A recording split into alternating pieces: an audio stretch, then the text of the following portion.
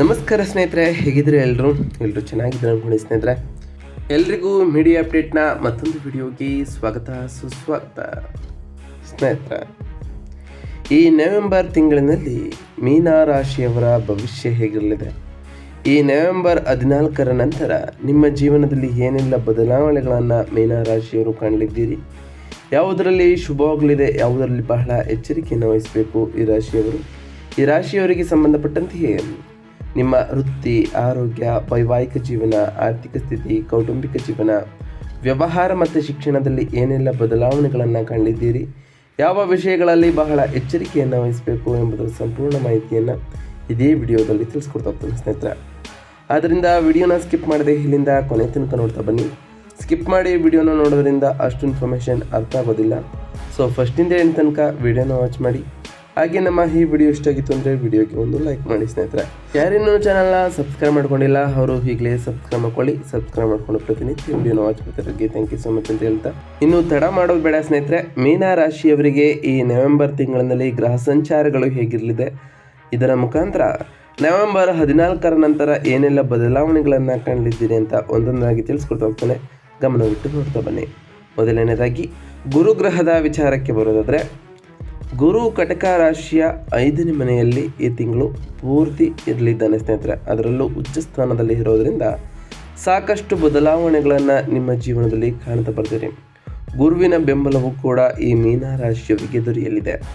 ಇನ್ನು ಮಂಗಳ ಗ್ರಹದ ವಿಚಾರಕ್ಕೆ ಬರೋದಾದರೆ, ವೃಶ್ಚಿಕ ರಾಶಿಯ 9ನೇ ಮನೆಯಲ್ಲಿ ಈ ತಿಂಗಳು ಪೂರ್ತಿ ಸ್ವಕ್ಷೇತ್ರದಲ್ಲಿ ಮಂಗಳನು ಇರಲಿದ್ದಾನೆ. ಶುಕ್ರ ಗ್ರಹದ ವಿಚಾರಕ್ಕೆ ಬರೋದಾದರೆ, ಕನ್ಯಾ ರಾಶಿಯ 7ನೇ ಮನೆಯಲ್ಲಿ ನವೆಂಬರ್ 1ರವರೆಗೆ ಇದ್ದಂತಹ ಶುಕ್ರನು ತುಲಾ ರಾಶಿಯ 8ನೇ ಮನೆಯಲ್ಲಿ ನವೆಂಬರ್ 2ರಿಂದ 25ರವರೆಗೆ ಇದ್ದು, ಅದಾದ ನಂತರ ವೃಶ್ಚಿಕ ರಾಶಿಯ 9ನೇ ಮನೆಯಲ್ಲಿ ನವೆಂಬರ್ 26ರಿಂದ ಪ್ರವೇಶವನ್ನು ಮಾಡಲಿದ್ದಾನೆ. ಇನ್ನು ಬುಧ ಗ್ರಹದ ವಿಚಾರಕ್ಕೆ ಬರೋದಾದರೆ, ವೃಶ್ಚಿಕ ರಾಶಿಯ 9ನೇ ಮನೆಯಲ್ಲಿ ನವೆಂಬರ್ 22ರವರೆಗೆ ಇದ್ದಂತಹ ಬುಧನು ತುಲಾ ರಾಶಿಯ 8ನೇ ಮನೆಗೆ ನವೆಂಬರ್ 23ರಿಂದ ವಕ್ರ ಸ್ಥಾನದಲ್ಲಿ ಪ್ರವೇಶವನ್ನು ಮಾಡಲಿದ್ದಾನೆ. ಇದರಿಂದ ವೃತ್ತಿಯಲ್ಲಿ ಸಾಕಷ್ಟು ಬದಲಾವಣೆಗಳನ್ನು ಕೂಡ ಈ ರಾಶಿಯವರು ಕಾಣಬಹುದಾಗಿದೆ. ಇನ್ನು ಸೂರ್ಯಗ್ರಹದ ವಿಚಾರಕ್ಕೆ ಬರೋದಾದರೆ, ತುಲಾ ರಾಶಿಯ 8ನೇ ಮನೆಯಲ್ಲಿ ನವೆಂಬರ್ 16ರವರೆಗೆ ಸೂರ್ಯನು ಇರಲಿದ್ದು, ವೃಶ್ಚಿಕ ರಾಶಿಯ 9ನೇ ಮನೆಯಲ್ಲಿ ನವೆಂಬರ್ 16ರ ನಂತರ ಪ್ರವೇಶವನ್ನು ಮಾಡಲಿದ್ದಾನೆ ಸ್ನೇಹಿತರೆ. ಇದರಿಂದ ಸಾಕಷ್ಟು ಬದಲಾವಣೆಗಳನ್ನು ಕೂಡ ಕಾಣ್ತಾ ಬರ್ತೀರಿ.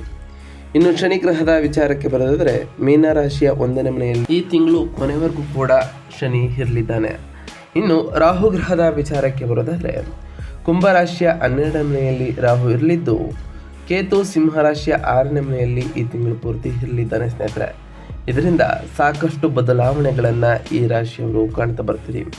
ಒಟ್ಟಾರೆಯಾಗಿ ಈ ಮೀನ ರಾಶಿಯವರಿಗೆ ಕೆಲವು ಸವಾಲುಗಳಿಂದ ಉಳಿದಿದ್ರು ಕಳೆದ ತಿಂಗಳಿಗೆ ಹೋಲಿಸ್ಕೊಂಡ್ರೆ ಈ ತಿಂಗಳು ಬಹಳ ಉತ್ತಮವಾದಂತಹ ಸಮಯವಾಗಿರ್ತದೆ.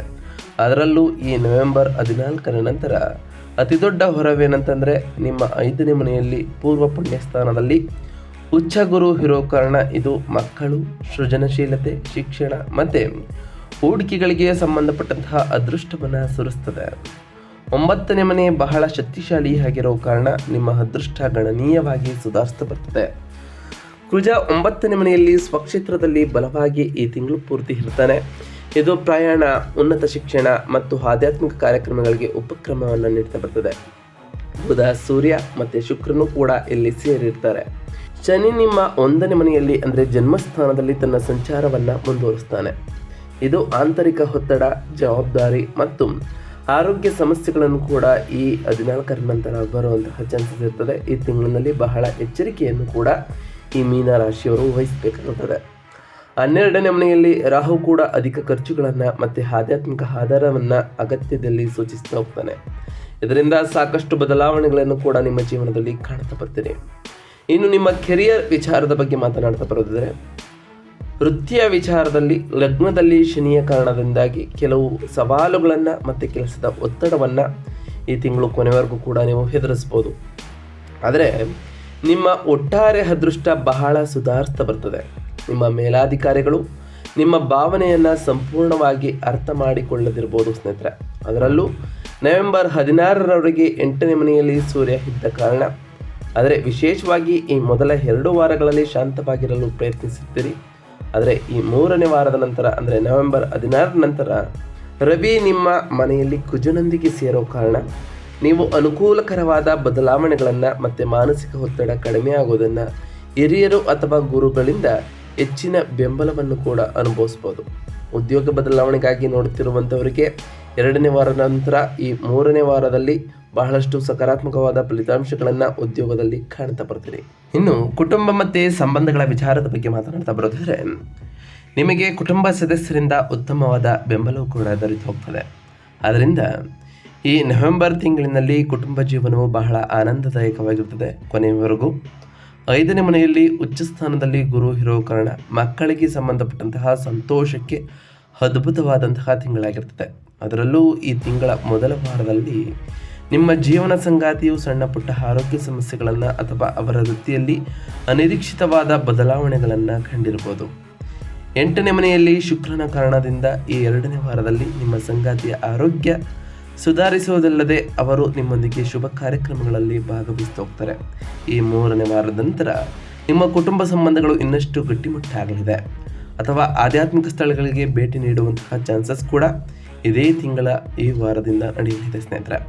9ನೇ ಮನೆಯಲ್ಲಿ ಕುಜ ಮತ್ತು ಶುಕ್ರನು ಸೇರಿರೋ ಕಾರಣ ಸಾಕಷ್ಟು ಬದಲಾವಣೆಗಳನ್ನು ಕೂಡ ನಿಮ್ಮ ಜೀವನದಲ್ಲಿ ಕಾಣ್ತಾ ಬರ್ತೀರಿ. ಇನ್ನು ಆರೋಗ್ಯದ ವಿಚಾರಕ್ಕೆ ಬರೋದಾದರೆ ಆರೋಗ್ಯದ ದೃಷ್ಟಿಯಿಂದ ನಿಮ್ಮ 1ನೇ ಮನೆಯಲ್ಲಿ ಅಂದರೆ ಜನ್ಮಸ್ಥಾನದಲ್ಲಿ ಶನಿ ಇರೋ ಕಾರಣ ಈ ತಿಂಗಳು ಗಮನವನ್ನು ವಹಿಸಬೇಕಾಗಿರ್ತದೆ. ಆರೋಗ್ಯ ವಿಚಾರದಲ್ಲಿ ನೀವು ಆಯಾಸ, ಮೈಕೈ ನೋವು ಅಥವಾ ಒತ್ತಡಕ್ಕೆ ಸಂಬಂಧಪಟ್ಟಂತಹ ಸಮಸ್ಯೆಗಳನ್ನು ಕೂಡ ಎದುರಿಸ್ಬೋದು. ಮುಖ್ಯವಾಗಿ ಮೊದಲ 2 ವಾರಗಳಲ್ಲಿ ವಿಶ್ರಾಂತಿ ಇಲ್ಲದೆ ನಿರಂತರವಾಗಿ ಕೆಲಸವನ್ನು ಮಾಡಿರ್ತೀರಿ. ಆರೋಗ್ಯ ಸಮಸ್ಯೆಗಳಿಗೆ ಇದು ಕಾರಣವಾಗಿರ್ಬೋದು. 12ನೇ ಮನೆಯಲ್ಲಿ ರಾಹು ನಿದ್ರಾಹೀನತೆಯನ್ನು ಕೂಡ ಉಂಟು ಮಾಡ್ಬೋದು. ನೀವು ಸಾಕಷ್ಟು ವಿಶ್ರಾಂತಿಯನ್ನು ತೆಗೆದುಕೊಳ್ಳುತ್ತೀರೆಂದು ಮತ್ತು ಸರಿಯಾದ ಆಹಾರ ಸೇವಿಸುತ್ತೀರೆಂದು ಖಚಿತವನ್ನು ಪಡಿಸಿಕೊಳ್ಳಿ. ಆಗ ನಿಮ್ಮ ಆರೋಗ್ಯವು ಕೂಡ ಉತ್ತಮವಾಗಿರ್ತದೆ. ಗುರುವಿನ ದೃಷ್ಟಿ ಚೇತರಿಸಿಕೊಳ್ಳಲು ಬಹಳ ಸಹಾಯವನ್ನು ಮಾಡ್ತದೆ. ಅದರಲ್ಲೂ ಈ ರಾಶಿಯ ವ್ಯಕ್ತಿಗಳು ನಿಮ್ಮ ಆರೋಗ್ಯದ ಕಡೆ ಹೆಚ್ಚಿನ ಗಮನವನ್ನು ಕೊಡ್ತಾ ಬನ್ನಿ ಸ್ನೇಹಿತರೆ. ಇದರಿಂದ ಸಾಕಷ್ಟು ಬದಲಾವಣೆಗಳನ್ನು ಕೂಡ ನಿಮ್ಮ ಜೀವನದಲ್ಲಿ ಕಾಣ್ತಾ ಬರ್ತೀವಿ. ಇನ್ನು ಈ ಮೀನ ರಾಶಿಯವರಿಗೆ ಸಂಬಂಧಪಟ್ಟಂತೆ ವ್ಯಾಪಾರ ಮತ್ತು ಪಾಲುದಾರಿಕೆಯ ವಿಚಾರದಲ್ಲಿ ಏನೆಲ್ಲ ಬದಲಾವಣೆಯನ್ನು ನೋಡ್ತೀರಿ ಅಂತ ನೋಡ್ತಾ ಬರೋದಾದರೆ ವ್ಯಾಪಾರಸ್ಥರಿಗೆ ತಮ್ಮ ವ್ಯಾಪಾರದಲ್ಲಿ ಉತ್ತಮವಾದ ಬೆಳವಣಿಗೆಯನ್ನು ನೋಡ್ತೀರಿ. ವಿಶೇಷವಾಗಿ ವಿದೇಶಿ ವ್ಯಾಪಾರ ಅಥವಾ ದೂರದ ಗ್ರಾಹಕರಿಗೆ ಸಂಬಂಧಪಟ್ಟಂತೆಯೇ ಅಧಿಕ ನಿರ್ವಹಣೆ ವೆಚ್ಚಗಳು ಅಥವಾ ಹೂಡಿಕೆಗಳ ಕಾರಣದಿಂದಾಗಿ ಈ ತಿಂಗಳಿನಲ್ಲಿ ಸರಾಸರಿ ಆದಾಯವನ್ನು ಪಡೆಯಬಹುದಾಗಿದೆ. ಹೂಡಿಕೆಗಳು ಅಥವಾ ವಿಸ್ತರಣೆಯ ಕಾರಣದಿಂದ ಅಥವಾ ನಿಮ್ಮ ಪಾಲುದಾರರ ಕಾರಣದಿಂದ ಆರ್ಥಿಕ ಖರ್ಚುಗಳು ಕೂಡ ಈ ತಿಂಗಳಿನಲ್ಲಿ ಕಾಣಿಸ್ಬೋದು. ಅದರಿಂದ ಬಹಳ ಎಚ್ಚರಿಕೆಯಿಂದ ಇರಿ. ಪಾಲುದಾರರೊಂದಿಗೆ ಪಾರದರ್ಶಕವಾಗಿ ಇರಿ ಸ್ನೇಹಿತರ. ವ್ಯಾಪಾರ ಬೆಳವಣಿಗೆಗಾಗಿ ಆರ್ಥಿಕ ಸಹಾಯಧನಕ್ಕಾಗಿ ನೋಡುತ್ತಿರುವವರು ತಿಂಗಳ 2ನೇ ವಾರದ ನಂತರ ಅನುಕೂಲಕರವಾದ ಫಲಿತಾಂಶಗಳನ್ನು ಪಡೆದುಕೊಂಡಿರ್ತೀರಿ. ಬುಧ ವಕ್ರನಾದಾಗ ಅಂದರೆ ನವೆಂಬರ್ 23ರ ನಂತರ ಸಂಭಾಷಣೆಗಳಲ್ಲಿ ಬಹಳ ಜಾಗರೂಕರಾಗಿರಿ. ಮಾತಿನ ಮೇಲೆ ಹೆಚ್ಚಿನ ಗಮನವನ್ನು ಕೊಡ್ತಾ ಬನ್ನಿ. ಇನ್ನು ವಿದ್ಯಾರ್ಥಿಗಳ ವಿಚಾರಕ್ಕೆ ಬರೋದಾದರೆ ವಿದ್ಯಾರ್ಥಿಗಳಿಗೆ ಶಿಕ್ಷಣದ ವಿಚಾರದಲ್ಲಿ ಈ ತಿಂಗಳು ಬಹಳ ಅದ್ಭುತವಾಗಿರ್ತದೆ. ಈ ಮೀನರಾಶಿಯ ವಿದ್ಯಾರ್ಥಿಗಳಿಗೆ 5ನೇ ಮನೆಯಲ್ಲಿ ಉಚ್ಚ ಸ್ಥಾನದಲ್ಲಿ ಗುರು ಇರೋ ಕಾರಣ ಬುದ್ಧಿವಂತಿಕೆ, ಏಕಾಗ್ರತೆ ಮತ್ತು ಅಧ್ಯಯನದಲ್ಲಿ ಯಶಸ್ಸನ್ನು ಕೂಡ ನೀವು ಕಾಣ್ತಾ ಬರ್ತೀರಿ. ಬಲವಾದ 9ನೇ ಮನೆಯ ಸಂಚಾರವು ಉನ್ನತ ಶಿಕ್ಷಣ ಮತ್ತು ಸಂಶೋಧನೆಗಳಿಗೆ ಬಹಳ ಅನುಕೂಲಕರವಾಗಿರಲಿದೆ. ಶನಿಯ ಕಾರಣದಿಂದ ಮೊದಲಾರ್ಧದಲ್ಲಿ ಏಕಾಗ್ರತೆ ಸ್ವಲ್ಪ ಕಡಿಮೆ ಆದರೂ ಈ 2ನೇ ವಾರದ ಕೊನೆಯ ದಿನಗಳಂದು ಶಿಕ್ಷಕರು ಅಥವಾ ಹಿರಿಯರ ಸಹಾಯದಿಂದ ಉತ್ತಮವಾದ ಫಲಿತಾಂಶಗಳನ್ನು ಈ ಮೀನರಾಶಿಯ ವಿದ್ಯಾರ್ಥಿಗಳು ಕಾಣ್ತಾ ಬರ್ತೀರಿ. ಬಲವಾದ 9ನೇ ಮನೆಯಲ್ಲಿ ಬಯಸಿದ ಶಿಕ್ಷಣ ಸಂಸ್ಥೆಗಳಲ್ಲಿ ಅವಕಾಶಗಳನ್ನು ನೋಡುತ್ತಿರುವವರು ಅನುಕೂಲಕರವಾದ ಫಲಿತಾಂಶಗಳನ್ನು ಈ ತಿಂಗಳಿನಲ್ಲಿ ಕಾಣ್ತಾ ಬರ್ತೀರಿ ಸ್ನೇಹಿತರೆ. ಇದರಿಂದ ಸಾಕಷ್ಟು ಬದಲಾವಣೆಗಳನ್ನು ನಿಮ್ಮ ಜೀವನದಲ್ಲಿ ನೋಡ್ತಾ ಬರ್ತೀರಿ. ಇನ್ನು ಹಣಕಾಸಿನ ವಿಚಾರದ ಬಗ್ಗೆ ಮಾತನಾಡ್ತಾ ಬರೋದಾದರೆ ಹಣಕಾಸಿನ ವಿಚಾರದಲ್ಲಿ ಈ ತಿಂಗಳು ಆರ್ಥಿಕ ದೃಷ್ಟಿಯಿಂದ ಸರಾಸರಿಯಾಗಿರ್ತದೆ. ಮುಖ್ಯವಾಗಿ 12ನೇ ಮನೆಯಲ್ಲಿ ರಾಹು ಮತ್ತು 8 ಮತ್ತು 9ನೇ ಮನೆಗಳಲ್ಲಿ ಸಂಚರಿಸುವ ಗ್ರಹಗಳ ಕಾರಣದಿಂದ ನೀವು ಅನಿರೀಕ್ಷಿತಕ್ಕಿಂತ ಹೆಚ್ಚು ಖರ್ಚುಗಳನ್ನು ಮಾಡ್ಬೋದು. ಅದರಿಂದ ಬಹಳ ಎಚ್ಚರಿಕೆ ಇರಿ. ಅದರಿಂದ ಖರ್ಚುಗಳು ನಿಮ್ಮನ್ನು ನಿಯಂತ್ರಿಸಲು ಪ್ರಯತ್ನಿಸಬಹುದು ಸ್ನೇಹಿತರೆ. 5ನೇ ಮನೆಯಲ್ಲಿ ಗುರು ಬುದ್ಧಿವಂತ ಹೂಡಿಕೆಗಳು ಅಥವಾ ಸೃಜನಾತ್ಮಕ ಕೆಲಸಗಳ ಮೂಲಕ ಲಾಭಗಳಿಗೆ ಬೆಂಬಲವನ್ನು ನೀಡ್ತಾ ಹೋಗ್ತದೆ. ಆದರೆ ಊಹಾಪೋಹಗಳಿಂದ ದೂರವಿರಬೇಕಾಗಿರ್ತದೆ ಈ ರಾಶಿಯವರು. ಸಾಲಗಳು ಅಥವಾ ಆರ್ಥಿಕ ಸಹಾಯಕ್ಕಾಗಿ ನೋಡುತ್ತಿರುವವರು ಈ 3ನೇ ವಾರದಿಂದ ಅನುಕೂಲಕರವಾದ ಪ್ರತಿಕ್ರಿಯೆಯನ್ನು ಪಡೆಯಬಹುದಾಗಿದೆ. ಆರ್ಥಿಕ ಸ್ಥಿತಿಯಲ್ಲಿ ಈ 3ನೇ ವಾರ ಬಹಳ ಚೆನ್ನಾಗಿರಲಿದೆ ಸ್ನೇಹಿತರೆ. ಅದರಲ್ಲೂ ನವೆಂಬರ್ 14ರ ನಂತರ ಸಾಕಷ್ಟು ಬದಲಾವಣೆಗಳನ್ನು ಕಾಣ್ತಾ ಬರ್ತೀವಿ ಸ್ನೇಹಿತರೆ. ಒಟ್ಟಾರೆಯಾಗಿ ಈ ನವೆಂಬರ್ ತಿಂಗಳಿನಲ್ಲಿ ಒಂದಿಷ್ಟು ಸಕಾರಾತ್ಮಕವಾದ ಬದಲಾವಣೆಯ ಜೊತೆಗೆ ಒಂದಿಷ್ಟು ಎಚ್ಚರಿಕೆಯ ಸೂಚನೆಗಳನ್ನು ಕೂಡ ಕಾಣ್ತಾ ಹೋಗ್ತೀರಿ. ಈ ನವೆಂಬರ್ 14ರ ನಂತರ ನೀವು ಮಾಡಬೇಕಾಗಿರುವಂತಹ ಸರಳ ಪರಿಹಾರಗಳೇನು, ಇರುವಂತಹ ಸಮಸ್ಯೆಗಳನ್ನು ಹೇಗೆ ಕ್ಲಿಯರ್ ಮಾಡ್ಕೊಳ್ಬೇಕು ಅನ್ನೋದ್ರ ಬಗ್ಗೆ ಸಂಪೂರ್ಣವಾಗಿ ತಿಳಿಸ್ಕೊಡ್ತಾ ಹೋಗ್ತಾನೆ. ಗಮನವಿಟ್ಟು ನೋಡ್ತಾ ಬನ್ನಿ. ಮೊದಲನೇದಾಗಿ 12ನೇ ಮನೆಯಲ್ಲಿ ರಾಹು ಇರೋ ಕಾರಣ ನಿಮ್ಮ ಖರ್ಚುಗಳನ್ನು ನಿರ್ವಹಿಸಲು ಮತ್ತು ಉತ್ತಮ ನಿದ್ರೆಯನ್ನು ಖಚಿತಪಡಿಸಿಕೊಳ್ಳಲು ಪ್ರತಿ ಶನಿವಾರದಂದು ಧ್ಯಾನವನ್ನು ಮಾಡಿ ಸ್ನೇಹಿತರೆ, ಅಥವಾ ಬಡವರಿಗೆ ಕಂಬಳಿಗಳನ್ನು ದಾನ ಮಾಡಿ. ಇದರಿಂದ ಸಾಕಷ್ಟು ಬದಲಾವಣೆಗಳನ್ನು ನಿಮ್ಮ ಜೀವನದಲ್ಲಿ ಕಾಣ್ತಾ ಬರ್ತೀರಿ.